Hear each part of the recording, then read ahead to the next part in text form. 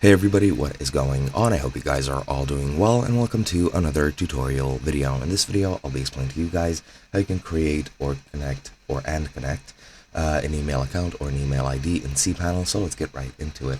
I'll be using the official cPanel documentation simply because I do not have access to cPanel.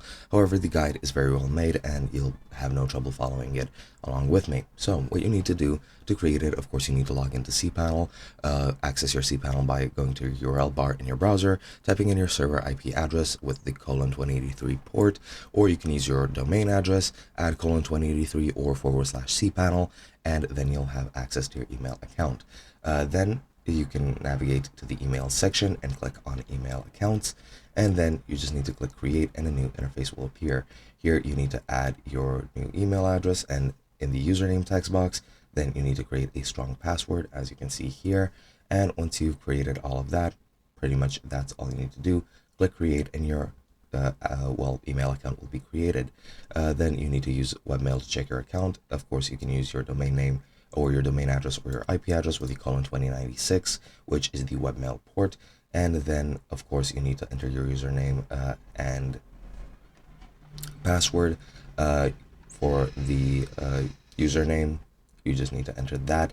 I'm not sure if you need to add the @and.com after that, but I'm pretty sure you don't need to. However, you can do both if you want to. Then once you enter those, click login, and if everything has been set up correctly, then it should work perfectly.